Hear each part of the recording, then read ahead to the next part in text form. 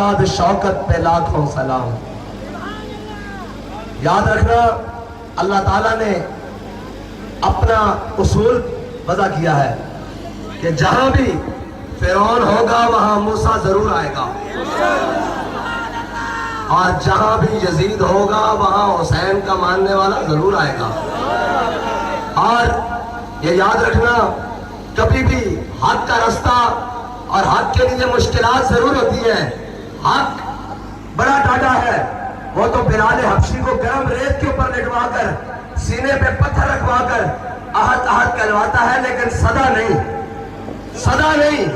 ایک دن بلال کعبے کی چھت کے اوپر ہوتا ہے.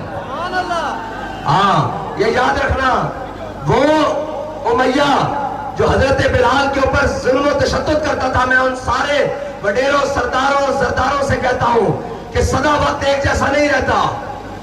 مظلوم کی جو آئے نا وہ تو ڈائریکٹ جا عرش کو لگتی ہے, ساری چیزیں پھاڑ کر عرش کو جا لگتی ہے.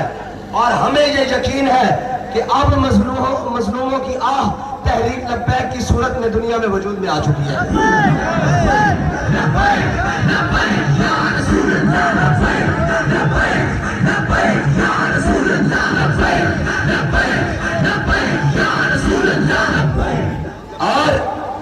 اور اگر ذات پر بات آ جائے تو پھر میرے آقا مولا صلی اللہ تعالیٰ علیہ وسلم کے سامنے میرے آقا مولا صلی اللہ علیہ وسلم کے سامنے حضرت امیر حمزہ کے قاتل واشی بن حرب آئے, کہا حضور معاف کر دے.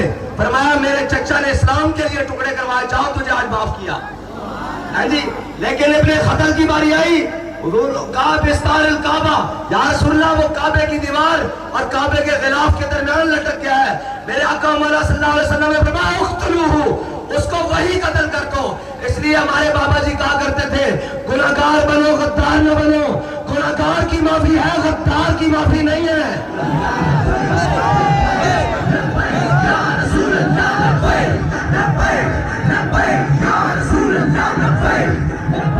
ہاں گناہ تم نے جو مرضی کیے, پاکستان لوٹا, سارا کچھ لوٹا, ان سب نے اپنی جائیدادیں باہر کے ملکوں میں بنا کے بھیجی اور پیسے باہر بھیجے, منی لانڈرنگ کی, ایان علی کیس, کیا کیا کرتوت ہے. وہ وضع میں ہو تم نصارہ اور تمدن میں حنوب, یہ وہ مسلم ہے جنہیں دیکھ کے شرمائے یہود. ہمارے حکمرانوں کو تو اقوام عالم میں بیٹھے ہوئے لوگ دیکھ کر مسکراتے ہوں گے کہ یہ محمد عربی کے دین کے وارث ہے. یہ ہے وہ شکلیں جنہوں نے لا الہ الا اللہ محمد رسول اللہ کا پرچم پوری دنیا پہ لہرانا ہے. یہ ہے وہ لوگ جن کے وارثوں نے کشتیاں جلا کر اندرس فتح کیا تھا. یہ ہے وہ لوگ جو ایک لڑکی کی آواز پر محمد بن قاسم سندھ کے اندر آڈب کا تھا. یہ وہ لوگ ہیں, وہ کہتے ہوں گے وضع میں ہو تم نصارہ, وہ کہتے ہوں گے دیکھنے میں تو تم عیسائی لگتے ہو, اور جناب تو تمہاری تہذیب اور تمدن جو تم نے جناب کیا ہے اپنی قوم کے ساتھ وہ جناب حنود والا ہے. اور یہ وہ مسلم ہے جنہیں دیکھ کے شرمائے یہود. یہودی بھی ہنستے ہیں, لیکن انہیں پتا ہونا چاہیے کہ مسلمانوں کے اندر ایسے بھی لوگ موجود ہیں کہ جب بغداد کی گلیوں میں امام محمد گھوڑے پر بیٹھ کر سوار ہو کر جاتے تو لوگ دیکھ کر کہتے غلام محمد ایسا ہے, آقا محمد کی کیا شان ہوگی. اب امیر المجاہدین نے ایسے جوان پیدا کیے ہیں جو محمد بن قاسم کے وارث ہیں, جو خالد بن ولید کے وارث ہیں, جو مسنہ کے وارث ہیں, جو شرحبیل کے وارث ہیں, جو طارق بن سعد کے وارث ہیں, اور جو ظہیر الدین بابر کے وارث ہیں, جو حسین کے ماننے والے ہیں.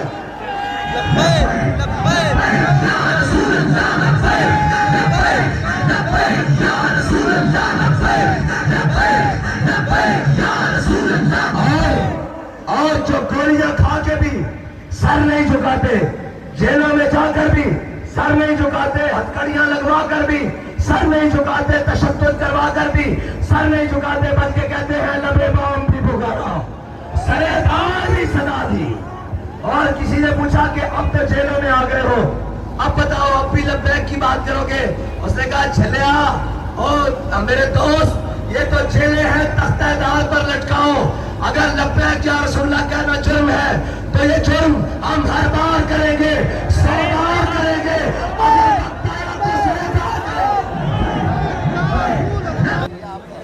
علامہ اقبال فرماتے ہیں لو بھی تو قلم بھی تو تیرا وجود الکتاب, गुंबद आबगीन रंग तेरे मुहीत में हबाब, आलम आबो खाक में तेरे ज़ुहूर से फरोग, ज़रा रेख को दिया तूने तुलू आफ्ताब, शौकत संजरो सलीम तेरे जलाल की नमूद, फ़क्र जुनैदो बायज़ीद तेरा जमाल बेनकाब, और तेरी निगाह नाज से दोनों मुराद पा गए, अकल ग़ियाब व जुस्तजू इश्क हुज़ूर व इज़्तिराब, और शौक तेरा अगर न हो मेरी नमाज का इमाम।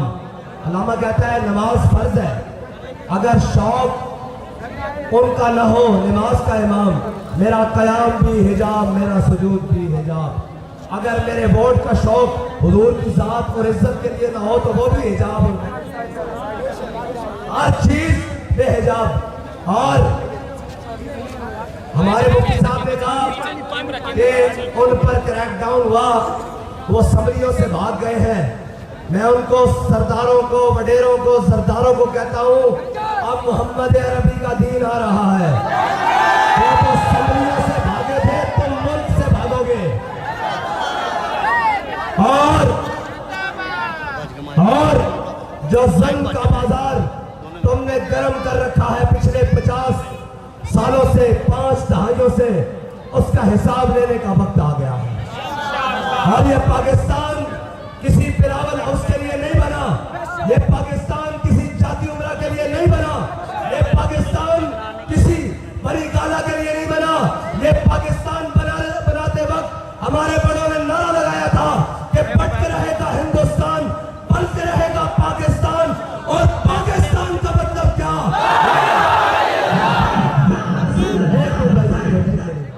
भाई देहती वालों, थके हम हैं, कराची से हम आए हैं। नारा लगाओ, नवाब शाह तक भी जाए, कराची तक भी जाए, लाहौर तक भी जाए, और इस्लामाबाद तक भी जाए, बिलावल हाउस तक भी जाए। जाती उमरा की भी दीवारें हिले, बड़ी गाला की भी कौंचे हिले। उनको पता है कि मोहम्मद अरबी के गुलाम जाग चुके हैं। पाकिस्तान का मतलब क्या? जैसे पाकिस्तान का मतलब क्या? दस्तूर रियासत क्या होगा? कहते हम रोटी कपड़ा पकान देंगे, दूसरे आए कहते हम तरक्की देंगे, 50 रुपए के स्टाम्प पर मुल्क से भाग गए।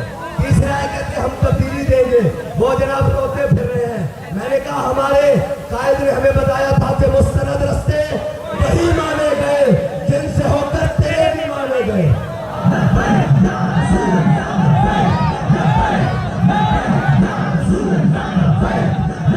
मुस्तनद रस्ते कौन से हैं? मुस्तनद रस्ता करबला का है, जिधर हमारे इमाम हुसैन गए। मुस्तनद रस्ता मुमताज कादरी का है, मुस्तनद रस्ता तनवीर कादरी का है, मुस्तनद रस्ता इल्मुद्दीन का है, मुस्तनद रस्ता खादिम हुसैन का है।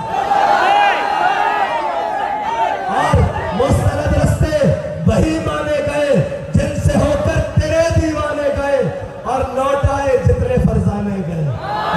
कहते हम आजादी मार्च लेकर जा रहे हैं, गुज्जर खान भी क्रॉस नहीं किया। और फिर कहा गोली लग गई है, हमने कहा चलो लग गई है, आप तो ठीक हो गए। फिर कहा अच्छा हमारे सियासतदानों को बीमारी क्या है? जब मुश्किल वक्त आए तो ये भी चेयर पर बैठ जाते हैं। हाथ में छोटी सरदारी साहब भी बड़े मासूम, वो जब भेड़िए के दांत गिर जाए ना तो वो भी कारों में बैठ कर अल्लाह अल्लाह करता है। सारी जिंदगी गोश्त रोज खाता है, जब दांत गिर जाए तो वो भी अल्लाह अल्लाह करता है जी। और इसी तरह जनाब इमरान खान, इसकी भी बारी जब इम्तिहान की आई तो व्हील चेयर पे बैठ गए।